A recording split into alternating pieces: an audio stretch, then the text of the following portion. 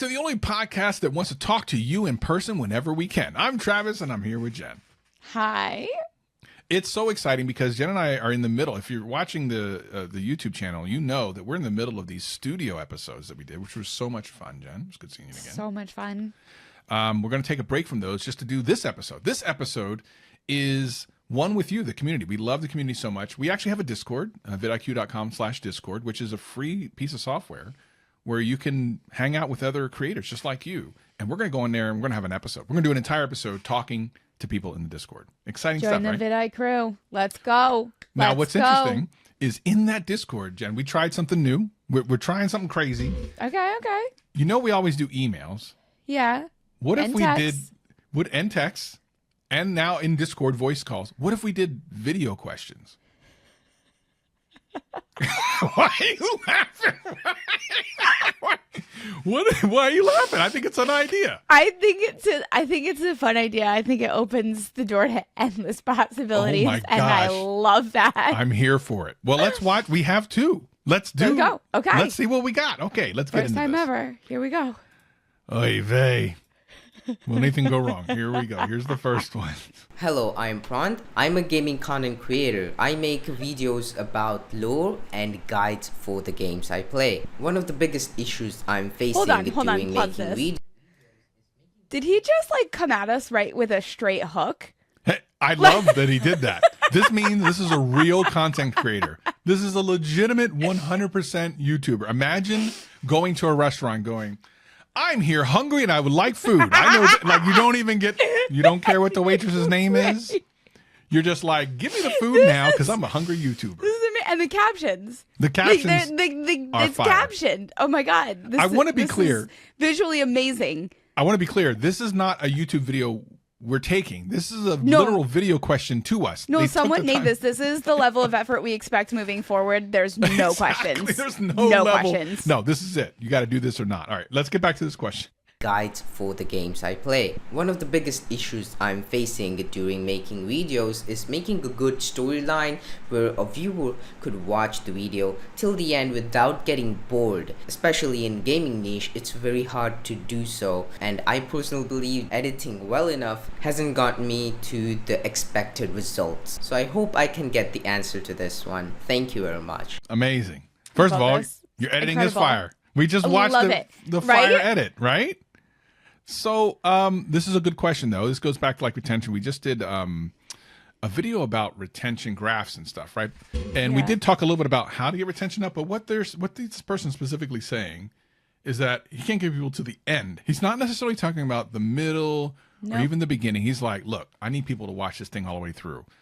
Let's talk about the realities of that and then quickly kind of give them some tips. So what are the realities of people watching to the end, Jen?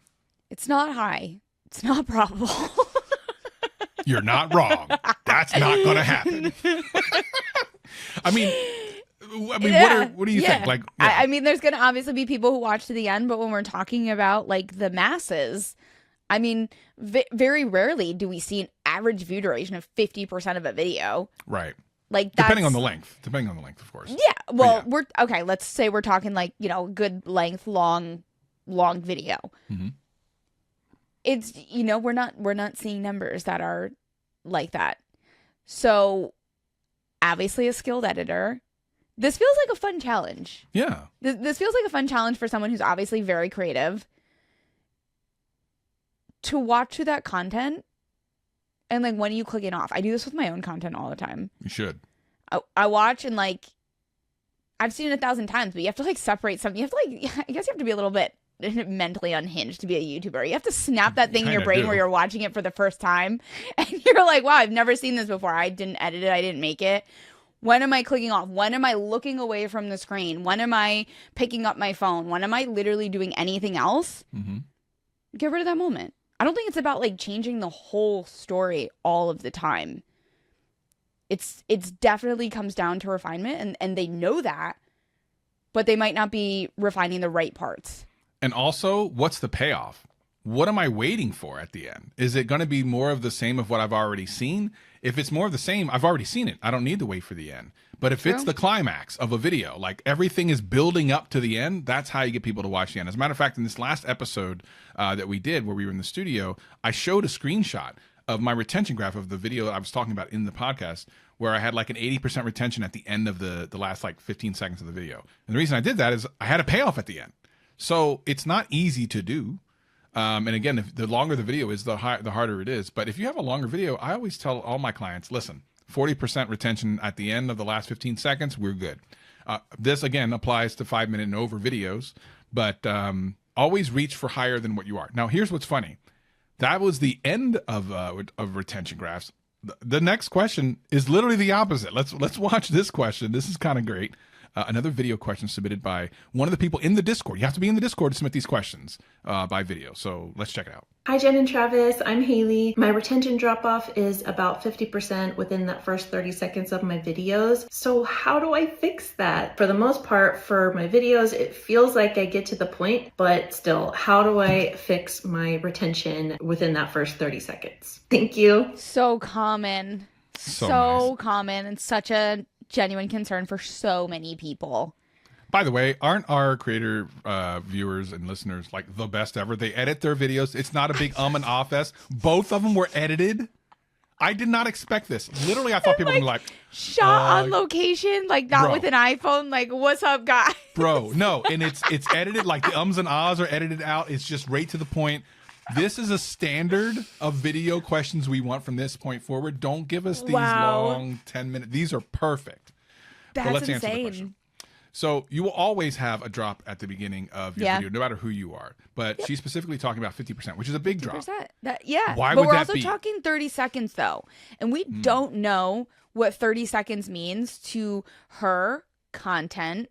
The only thing we know 30 seconds means is to YouTube. And I don't know why they're even still doing that. It doesn't mean anything. Right. It's just there.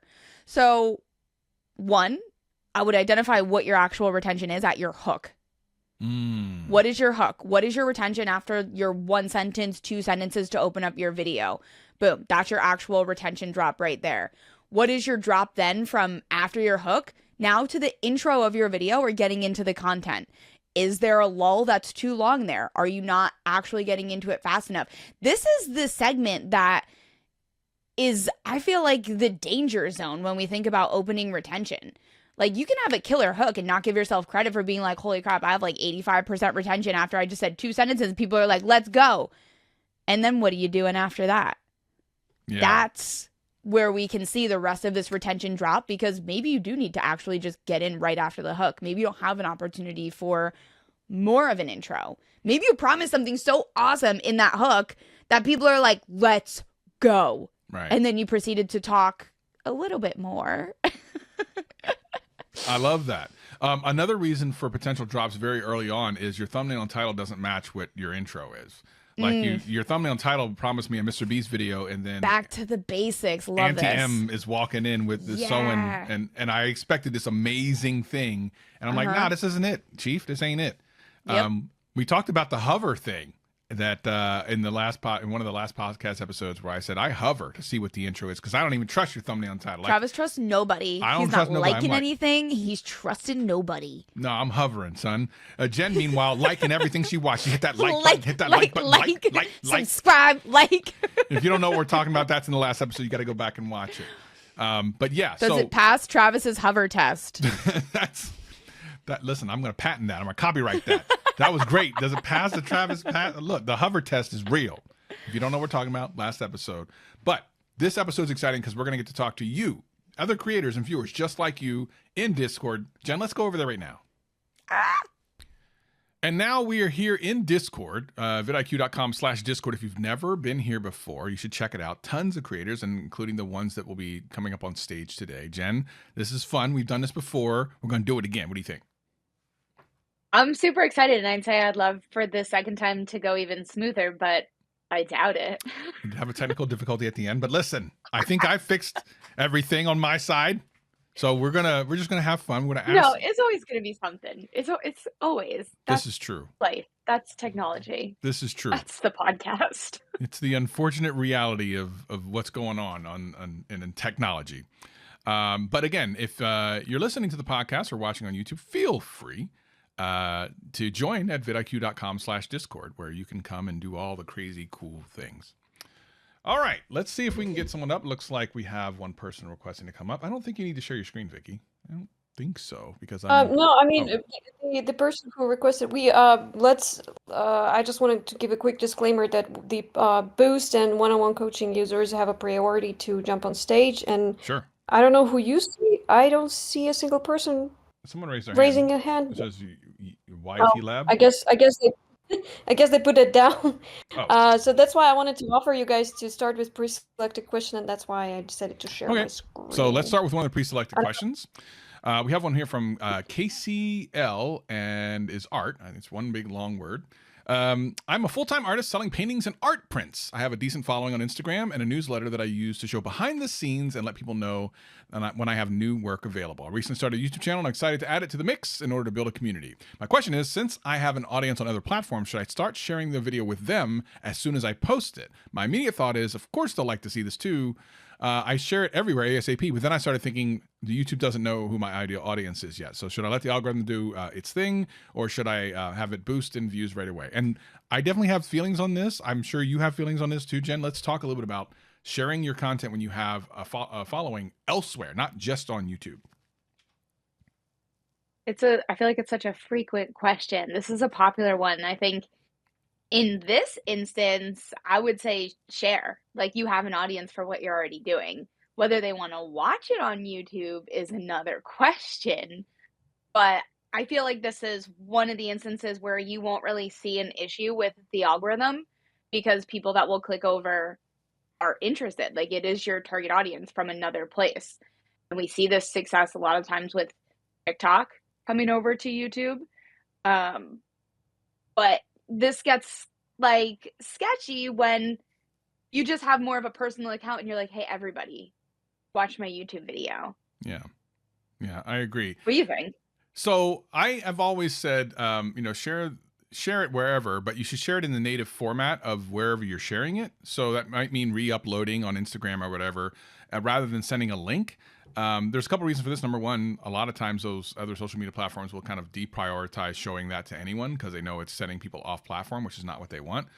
And secondarily, I always say that the viewer that's on that platform isn't on that platform to go to another platform. I'm not on Instagram to get sent to YouTube. I'm on Instagram to be on Instagram. I don't want to go to YouTube if I'm on Instagram. So it's usually kind of hard to bring people over in that way.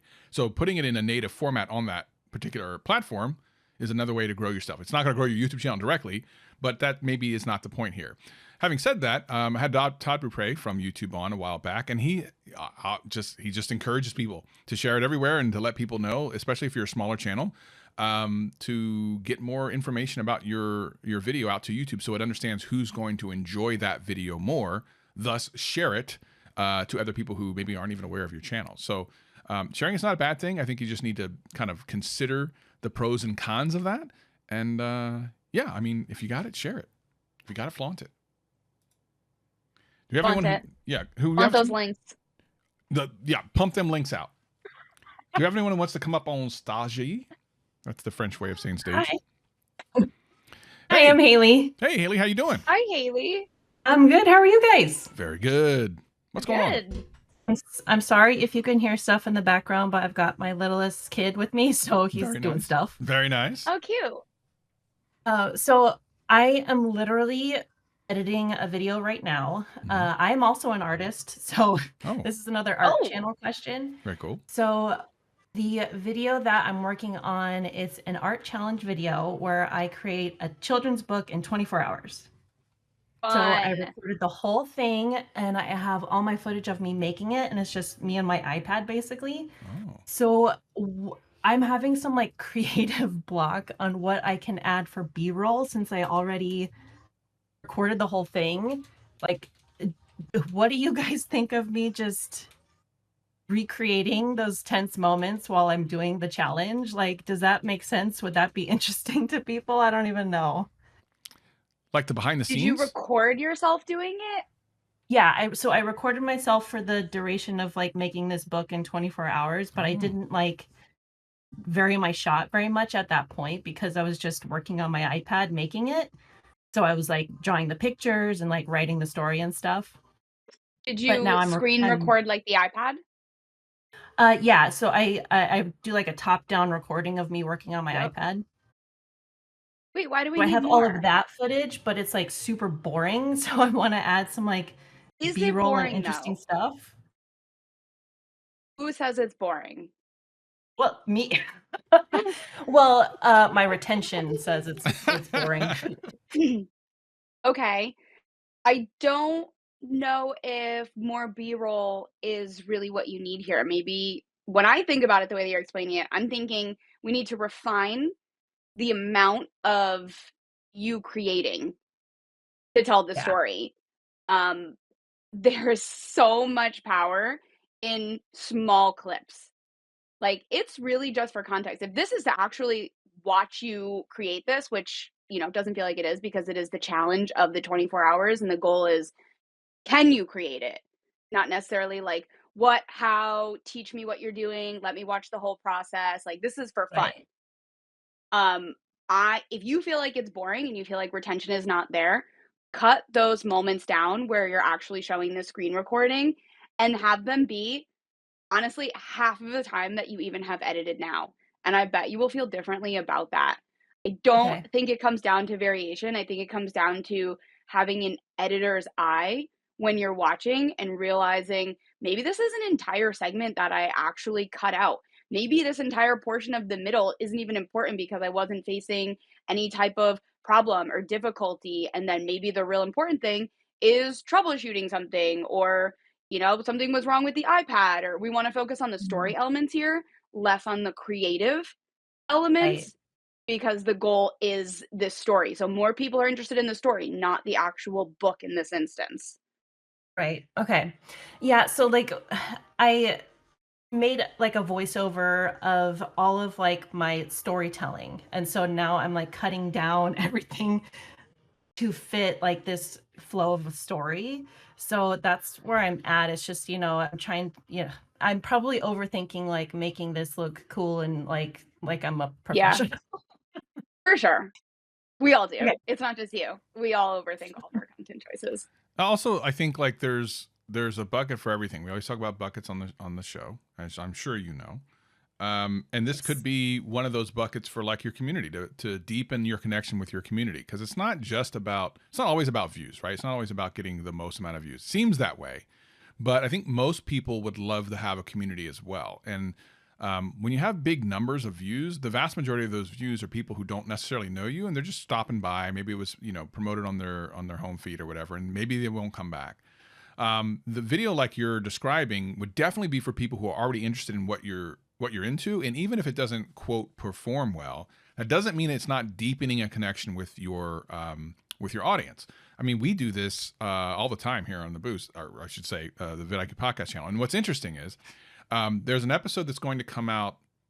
I don't know if it's going to come out before this episode goes live or after, where Jen and I, the original take of it was things we like about YouTube. And it's kind of more about us. You kind of get to know us better, but then we kind of turned it into a hot takes type episode.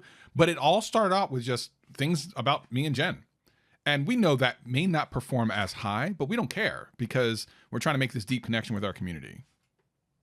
Well, I'd connect with that, so I'm gonna watch that one. Nice. I like Love that. it. Wait, Haley, how much content are you consuming for these 24-hour challenges outside of like your niche? Can you ask that question again? I'm sorry. How many doing blank in 24 hours type videos have you watched outside of your niche?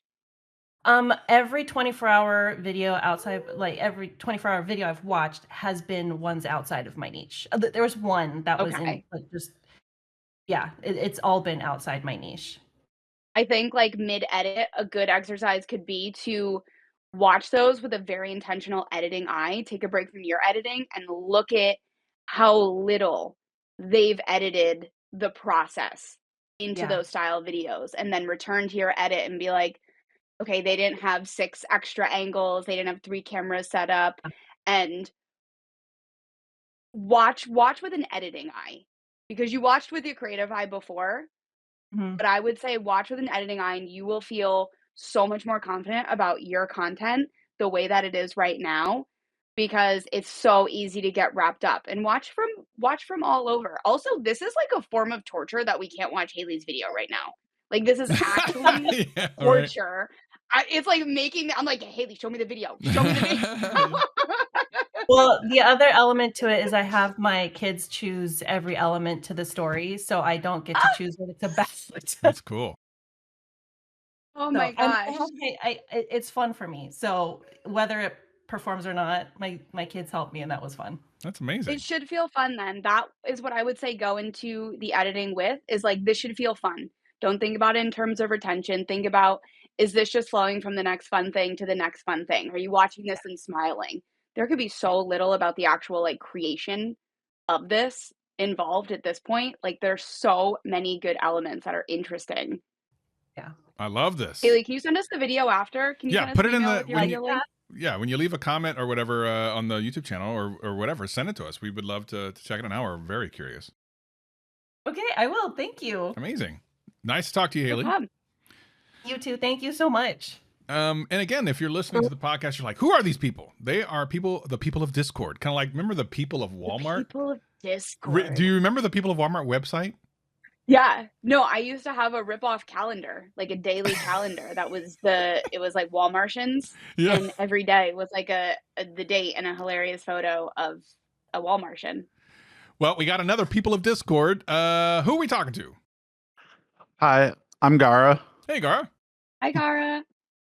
So I make Pokemon videos mainly around shiny hunting, which is different colored Pokemon. Cool. And one thing I've noticed in my niche is that it seems like to help with the content creation part, basically all of my other competitors, co-creators will stream either on Twitch or on YouTube, mostly on Twitch. And I guess my question is, if I decide to go down that route, how should I decide between whether I stream on YouTube or I try and stream on Twitch? I would ask, why do you feel like you have to choose one or the other? I don't think my internet speed can handle it at this moment, streaming to both. So have you tried something like Restream, where you're only streaming to one thing, but it sends it out to everywhere else? I've not.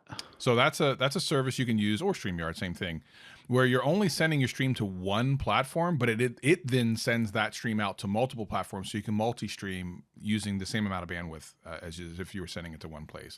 I think if you're just starting out, there's no reason to not be as many places as possible so people can find you. It's hard in a lot of ways as a smaller creator or a smaller streamer to be found, and to put all your eggs in one basket or the other.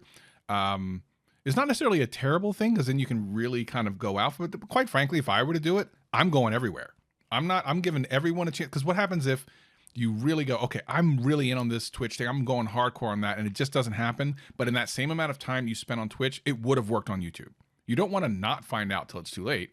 You want to give it your best shot everywhere as fast as you possibly can. Makes sense. So I would look into something like Restream or StreamYard. And again, that'll allow you to stream to one platform, and then it'll send it to, I think, up to 10. It's crazy. It's wild. Anything else? No, I think that's it. Thank you. Amazing. Thank you so much. Happy to be here to help. I think I saw someone say that. Happy to chime in there. I think I saw someone say that they call themselves Discordians. That makes sense. Yeah, I saw that too. We have. It sounds so regal. We have the, I think, very famous Edgar Allan Poe. What's going on? Hey guys. Last year I posted a few shorts, comedy related, or they are comedy, and I stopped posting because I quit my job and I was burnt out from work. And recently I started posting again. I don't want to just focus on shorts. I want my main to be long form, and I'm posting on other platforms as well, but I want YouTube to be my focus, but and just like repurpose some of the content to be shorts as well, and then some that are like made to be shorts. But my content, like before, it was just like, more random kind of funny stuff. But some of and right now I want to create series, and one of the series that I created and that I have posted is like a comedy talk show with sketches built in, and it's mainly like talking about like political issues, and more so focused in Canada, but like referencing US as well. And I'm getting like a lot of the wrong people watching and negative feedback.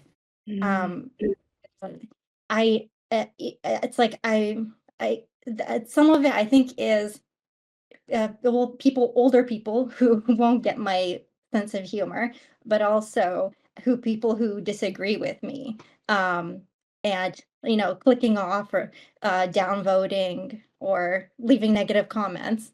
It's just like, and I tried adding more tags, and I was thinking like, oh, maybe this one would like bring in some more because it's more progressive views. It would bring in like more progressive views, like if I add these tags, but that was after it stopped pushing my videos. So for the next round of like the next full episode, like, well, what should I do? Because also it's not the only, it won't, my channel's not all political. So it was, your last video was political? It was like a longer video with, like a talk show, and then it had like sketches built in, and then I posted those sketches separately as well. That was political. Yeah, I think. What was the title? Oh, that's a good one. Which one? What was the title of the political video? The longer full length one, it was Canadian election and Trump threats. Boom. Yeah. So here's the thing. Here's the thing. No matter what side of the fence you are on any of the things that are going on politically, you can't speak about any of it without having some people come in and not be nice. I mean, that's it. And the thing about it's strange. We live in a time now where you can literally compliment someone, and someone from that same side of the fence will still say something bad about you. We live in a very strange time, and you just have to understand that religion, politics, and I don't know what else you could even put, but religion and politics are two big ones, are so divisive that you either have to have a tough skin and just kind of barrel through it if you think it's important enough to your content, or you might just have to look at it and go, maybe this isn't for me. And I will say that you can get big views doing what you're talking about. You can continue to do it, but you will have people like that pop up. Jem, what do you think about all this? I think in this instance, it comes down to the packaging and the expectation you're setting for the video. Because if these are funny, like when I hear that title, that doesn't sound funny. And then you have people who are clicking in thinking this is like, we're talking politics. And then on top of that, they don't understand your humor. So now you've just kind of like irritated somebody. And of course, that's not your fault. They're irritated themselves. But I think this also comes down to setting the expectations. Like, if this is funny, like, have funny titles, have funny thumbnails. Like, this is where people are going to click in and be like, oh my God, politics. Like, I'm big into politics. I could use some humor. Let's make fun of people I don't like. The ones that are like cut down, just the sketches, those are I mean, all the characters are me. So it's just like an image from there, but like after it stopped pushing it, I edited the thumbnail more to make it like stand out more. But it is like I don't know how, I feel like it's probably evident that it's not serious for the broken down sketches. For the main one, to try to communicate that, I have like me talking in the center, like normal me, and then like images of like the thumbnails of a few of the sketches. So I don't know if like that's communicating it or not. I would continue to lean in hard. If you feel like there's any type of question, remember, we want titles and thumbnails to be so obvious, like for kindergartners. So if you want to put more sarcastic humor into the title, if you want to, have like literally the most ridiculous title that's going to align with you and these different characters on the thumbnail, then go for it. I would say lean in. It feels like we're playing it safe in the title and having a little bit fun on the thumbnail, and it might be creating some confusion. Obviously, this is just kind of like one-off, but I am a firm believer in use your personality to your advantage in your titles and thumbnails, because we are so past the days of templatized titles and thumbnails, and people are bored of it. And if you're adding something fun to something that is so serious, I would say just go like all out and then do it again and do it again and stay patient and try to look past the hateful comments, set up filters if you feel like it's getting out of control, and really just go for it. Mm-hmm. Yeah. The broken down ones, afterwards I changed the thumbnails. I did add some text, silly text to some of them. Yeah, I think it was already too late. I think ultimately you just have to know, we learn this as creators, like there's certain content you make that will just invite people who are just to be there to be hateful to your content. And it's part of being a content creator. In one way, it definitely shows that, A, you're hitting a nerve, which definitely can lead to more views, whether it's good or bad. Definitely means they're funny. Yeah. But definitely make sure that like you're checking in with your own mental health, and if it's something you think you can see yourself doing more of, because ultimately, if you continue to do content that's kind of on that ledge, you might end up with more of that. So yeah. Mm-hmm. How do I get I get that it's gonna, there'll be people who don't agree with me and they'll stumble upon it. But how do I get it to more of the people who would enjoy it? Yeah. Because I feel like it's not reaching them. So it's one of two things: either time, because YouTube will eventually figure out who those people are, or what Jen said earlier, packaging it in a way that's obvious from the get-go, that it's like, oh, I relate to this, or I connect with this, or I understand this, is the best way to kind of get it out. There's no way you can force that to happen. You can package your stuff to the best of your ability and then wait.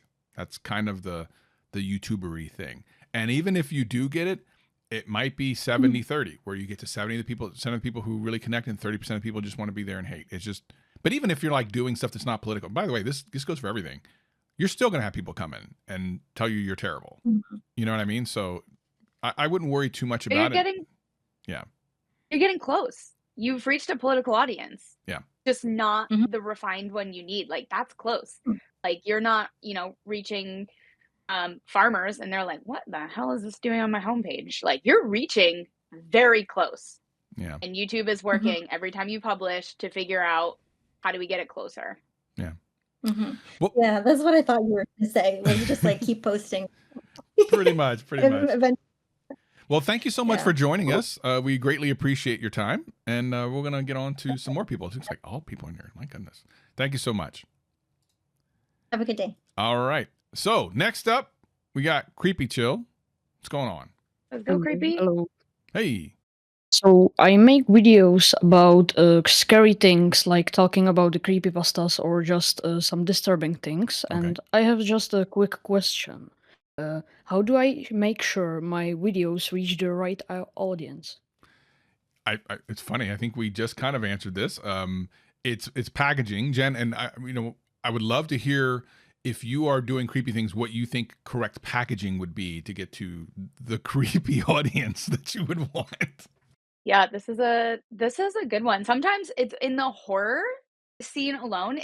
It's kind of hard when it comes to thumbnails, because we want to use dark colors. We want to use, like, often everything is just like very dark. It's not like when we look at bright and light white thumbnails, like, those rules don't always apply. We still want to make sure things are legible, but it's totally okay to lean into like the darker, scarier elements. Like, don't be afraid to have a dark thumbnail. Just make sure that it's clear and that it's legible and that we have an actual focus. But I would make sure that thumbnail looks scary. Make it look creepy, because someone who does not like creepy is not gonna click. Yeah, I mean, we've seen a lot of these channels when we do the live streams on Tuesdays. We see a lot of the kind of creepy channels, whatever, and the darker kind of imagery, the better it seems to perform. Obviously, because you want to know that, hey, I'm getting into this creepy thing. I want to see some creepy stuff. And I think, again, it's especially if you're first starting out, it's going to take some time. But if you're making good content and you're following the things that we try to teach you here, either in the Discord or on the podcast or whatever, it will eventually work. It's just going to take some time. And as a smaller creator, if you're just starting out, that might mean days, weeks, months, or sometimes years. But if you're doing the right thing, YouTube will find the audience that likes your content. All right. We have George Kayo. Hey. Hello. On stage. It's Jordy. Hey, Jordy. Oh, sorry.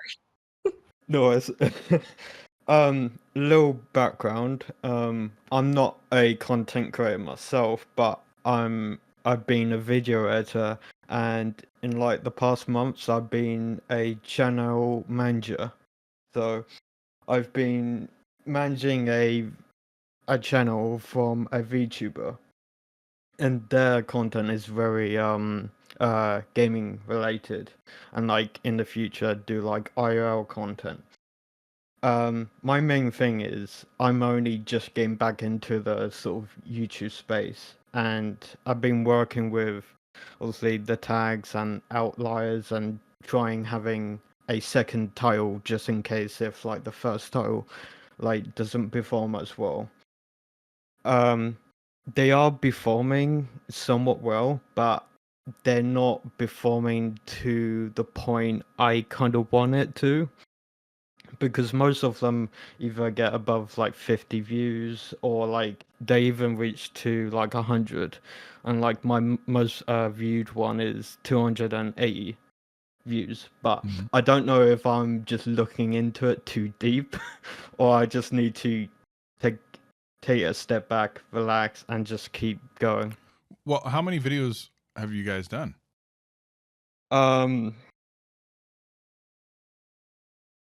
videos the past like 2 months. Okay, 7, and you're getting hundreds of views?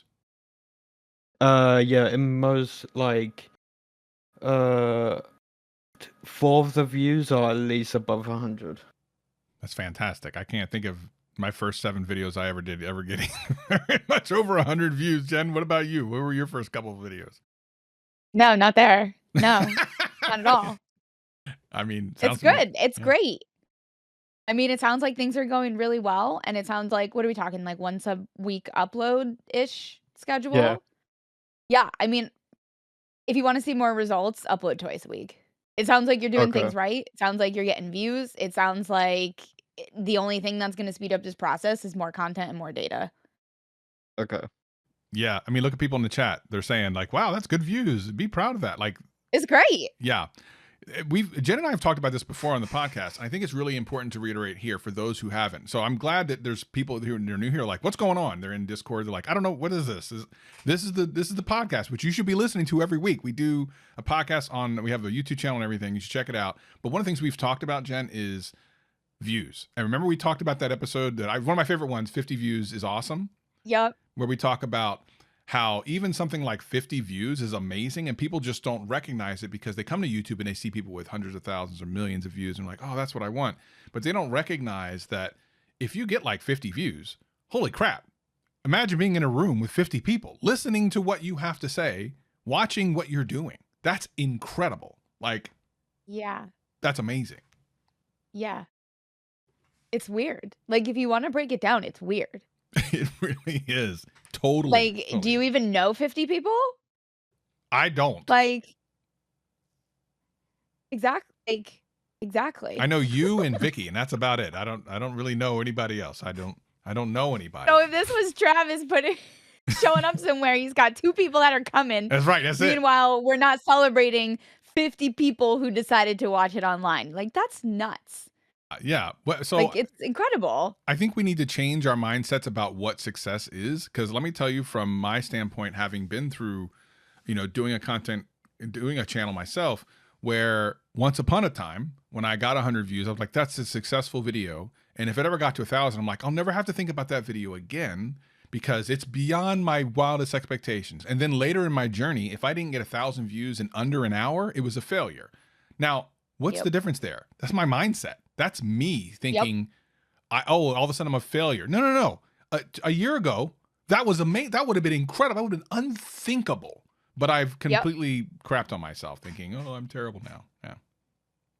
It's true though. And like you have to take those times. It's literally being mindful. Like you have to look at what you're accomplishing now and remember there was one day that you dreamed of accomplishing this. Even if that's literally having a YouTube channel that exists. Mm-hmm. There was a time where you're like, I want to start a YouTube channel. I'm going to start a YouTube channel.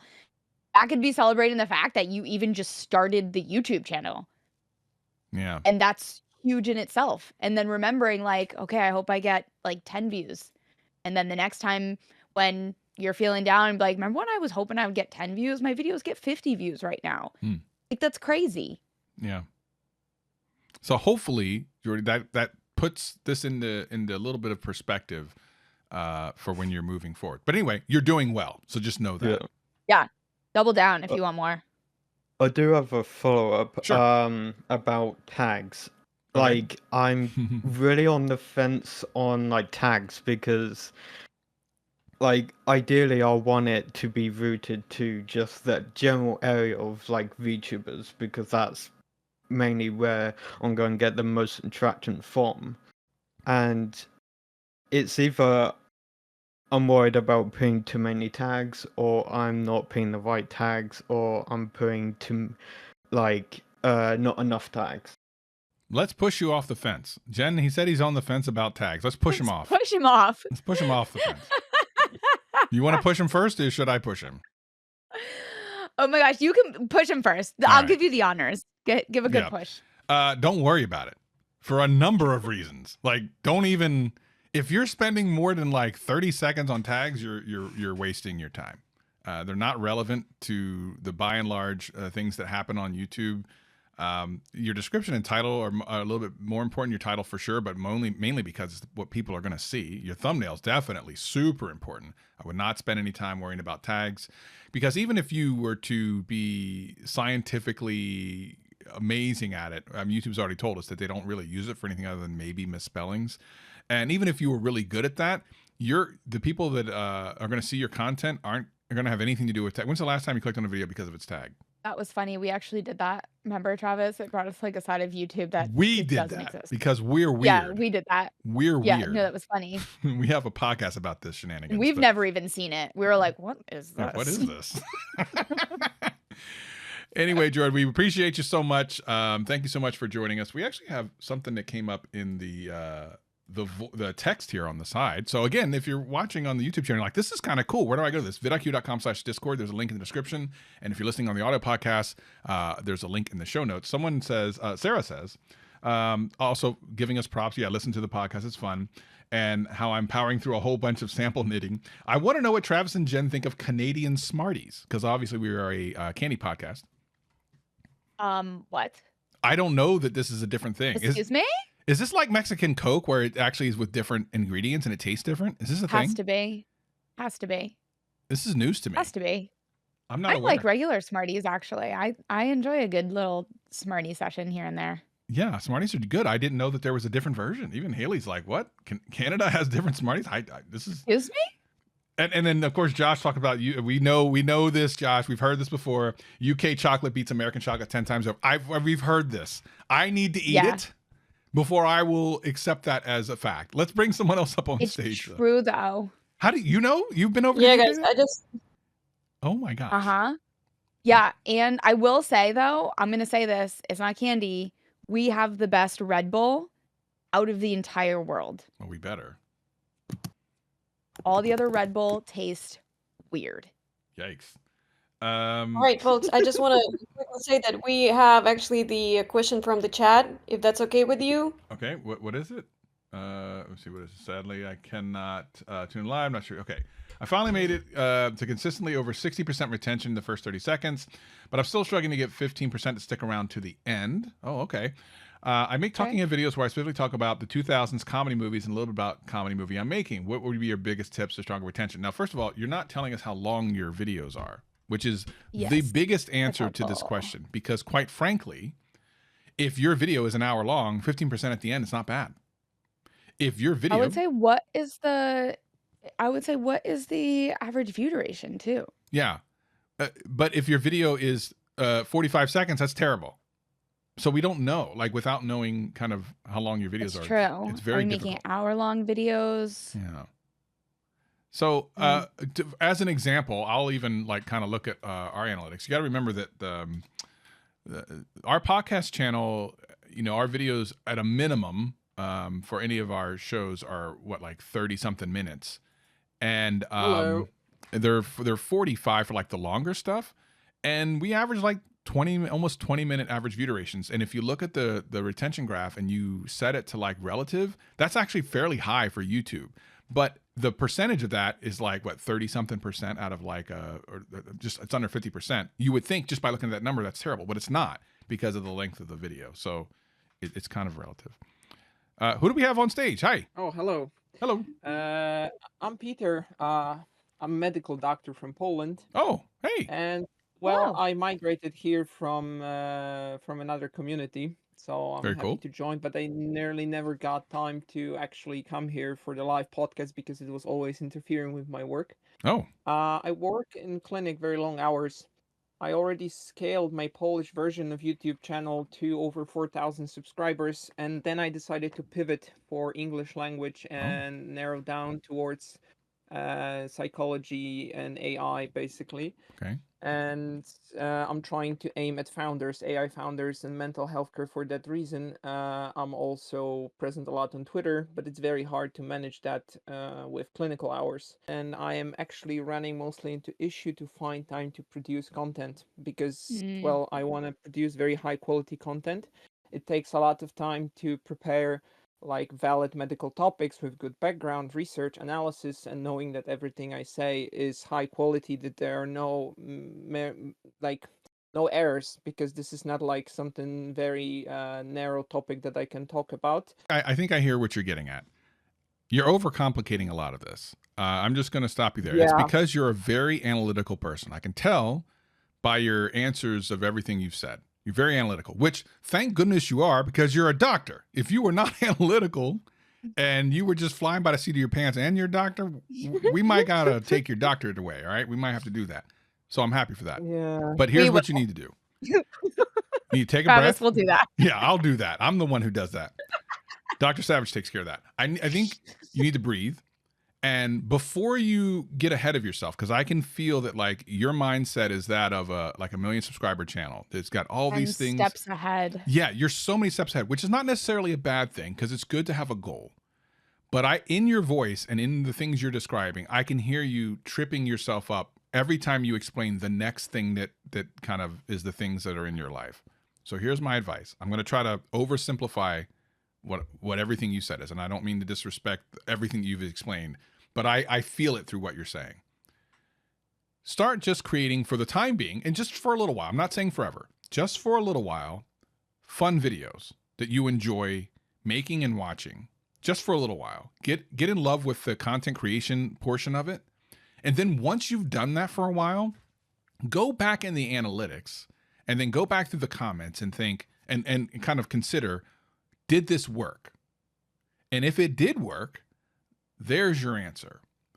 If it didn't work, then but you should. One thing, one difference, because I don't aim for numbers. I want high tier consultations from high end. Right. Like, I didn't say numbers. Very much. I didn't say numbers. Target. Yeah, but I didn't say numbers. You'll notice I didn't say numbers. So I have like professional studio and setup, which is like nearly 200 kilometers from where I work, because like salaries differ a lot around. So I have a dedicated studio and literally location for recording that I am there like once a week or twice a week. So I can't like do it spontaneously. No, I'm not saying spontaneous. So you have to listen to the words I'm using, because I'm being very specific. I'm not saying be spontaneous. I'm not saying try to get big views. I didn't say any of that. And the fact that you heard that, I think, really shows where your mind is, which is not in a bad place. By the way, not a bad place. You're very YouTuber minded, but I'm asking you to step back from that. I want you to enjoy the process first. And then once you figure out like if what you did worked, do more of that thing. It sounds like you have editors, you have a studio, you have so many amazing things that most of the people here in chat would like kill for, but I don't think you need that right now. Yeah, operating at a level that's not necessary. But for me, like to put out a video, I need to be content with it. I love what you're saying. I think what you're trying to accomplish is very admirable, and I think that it's important to always reach your own standard. But sometimes analysis paralysis is just one of those things that keeps you from moving forward. And I really hope that you can find the thing that you want and find the success that you feel you need. And again, we've talked about, what does success even mean? It doesn't mean lots of views. It just means whatever it means to you, which is what I think he was saying. All right, last person up. Who do we got? Hey, my question would be that recently I've been focusing on quantity over quality, and that has really been burning me out and not getting really. So I'm just thinking, should I choose to make more high quality and more ideal videos? Yeah, we did the quality versus quantity episode just recently, and this is the thing that's always going to come up because it's an evergreen problem. It's, should I spend a whole bunch of time on one video or just a bunch of small videos? Where do you land on this? I think the answer is both. It can be both. So here's the thing. YouTube is also a numbers game. So the more shots you take on goal, the more opportunity you have to score. If you only do one big video and it doesn't go anywhere, then however long let's say you do one video a month and it's the big swing and it doesn't go anywhere, then you've lost an entire month of potential for other decent videos where, and Jen, how many times has happened to you? The one you don't think is going to go anywhere goes everywhere. Every time. It's always. Pretty much. No, I'm just kidding. It's not every time, but it's I would say it's the opposite. It's the one you think's going to go somewhere and it's like, wah, wah. Yeah. Yeah. So the quantity quality thing is a never ending question that I think we're going to see probably for the rest of time. And there's no definitive answer, but there's always the fact there's that got to be a mix. Mix it, please. Why not both? I mean, it has to be both though, because if you're never pushing yourself to make better content, what are you doing? Yeah. Yeah. And if you're always just like putting out okay content at a rapid pace, yeah, people are going to stop watching. There has to be, you have to incorporate both in some way. And whatever that ratio is to you is different, but you got to push at some point. Yeah. So for everyone listening to the podcast, we hope that you've enjoyed it. Everyone here in Discord, we're going to come back. We love talking to y'all. It's been lots of fun. Of course, you can hit that subscribe button if you're watching on YouTube. If you're listening to the audio podcast, what is it, Jen? What do we tell them they have to do every time? 5 stars. Only. It's only 5 stars. Only 5 stars. We greatly appreciate you for joining us, and we'll see you in the next one.